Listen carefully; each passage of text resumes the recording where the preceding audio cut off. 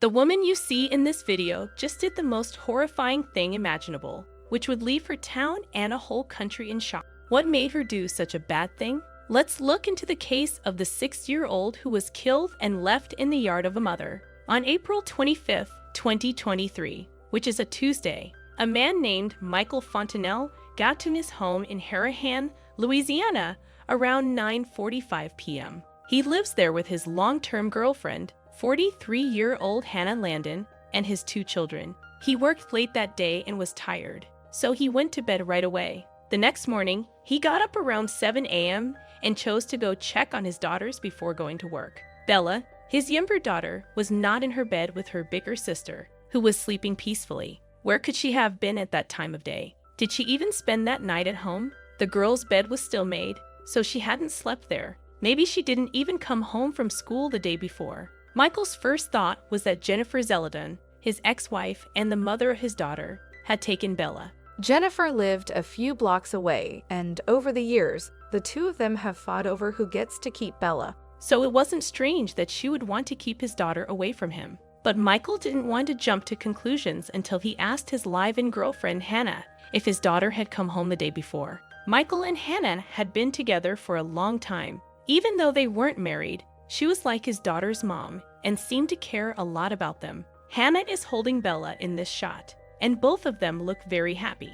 In this one, Hannah and Bella are dressed up as princesses, and they look like they get along really well. But Michael realized this morning that he hadn't seen Hannah either, and that she hadn't come home last night. Where was she then? Were they together? Michael went to the Harahan police station to report that both his girlfriend and his daughter were missing. He was scared that something bad might have happened to them, but nothing could have made him ready for the terrible thing that was about to happen. Around 7:45 a.m., the cops showed up at Michael's house. After talking to Michael and the other daughter, they went to Bella's mother's house to see if she knew anything about her missing daughter and stepmom. Jennifer and Hannah didn't like each other very much and had made it clear over the years that they would never get along. So when the cops went to Jennifer's house, they thought she might know where her daughter and Hannah were. They got to the house around 8:20 in the morning, and the first thing they saw was a big plastic bucket sitting in the front yard that stood out. The cops wanted to know what was in the bucket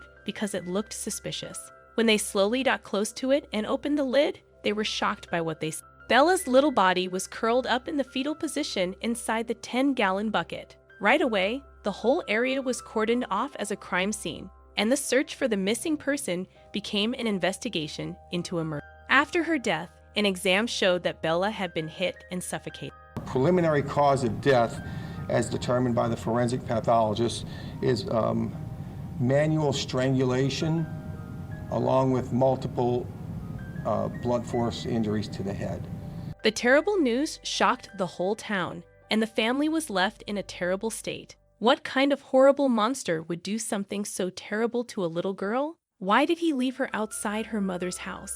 Obviously, only someone with a sick mind could do something so cruel. The murder of Bella was called pointless and evil by her family, and they said it had ruined their lives. Her aunt, Bianca Cano, set up a GoFundMe page where she wrote a sad message about how her young niece had been taken from her too soon. There are no words to explain the pain in our bodies. It is really cruel. It's so unfair out there. 6 great years were given to us because of you. Your beautiful little voice, your funny personality, the way you danced, the way you were so delicate and precious, your smile, your laugh, and the way you said who you were all more than perfect. I could talk about how great this little person was forever. No one should have to go through what we are going through, especially not a mother and father who have to put their child to rest. Neighbors said that Bella was a sweet and friendly little girl who was often seen riding her bike around the neighborhood or playing with her bigger sister. And I would see the little girl and her older sister out in the driveway playing many times, riding their little bikes, and the mother would sit out there with them, the grandmother and grandfather would sit out there with them, and it was just so beautiful to watch them. Bella was a kindergarten student at St. Matthew the Apostle School. After the horrible finding, classes were canceled for the rest of the week so that students could say goodbye to their friend. Before she was killed, Bella was supposed to be honored at City Hall for her success in track. On April 29, 2023, hundreds of people, including all 510 children at St. Matthew Elementary School, went to Bella's funeral. Investigators were still trying to figure out what happened to Bella while this was going on. Who hurt her like this? And where was Hannah, the man's girlfriend? Could Hannah have done something to kill the little girl? Or was she also killed by a crazy person on the loose? Hannah was found at a local hospital, where she was allegedly getting her mental health checked out. She had apparently gone to the police station around midnight, looking lost, and asked for help. While Hannah was still in the hospital, officials began to look into her past, and what they found was kind of scary. As I said before, Hannah and Jennifer, Bella's mom, aren't really friends, but their fights were about a lot more than just being rivals. Hannah, who also went by the name Bunak Lim, was said to have filed a restraining order against Jennifer and her sister Evelyn in 2021, saying that they had hurt her and tried to hurt her multiple times. On March 17, 2021, Hannah and Jennifer got into a fight at a swim meet for kids. Jennifer went over to where Hannah was holding Bella because she wanted to take the child. Hannah said it was Michael's weekend with the kids, so she wouldn't let her. But Bella's real mother, Jennifer, thought she had the right to take her child. Before Michael could step in, this stupid fight quickly got out of hand and turned physical. Later, when he was talking to the cops, he stood up for Hannah and even testified as her witness. In another fight, which happened at one of Bella's soccer games on June 8, 2021, Jennifer and Hannah got into it again. Hannah said in her request for a restraining order that Jennifer grabbed her from behind, pulled and shoved her violently, and threatened to hurt her.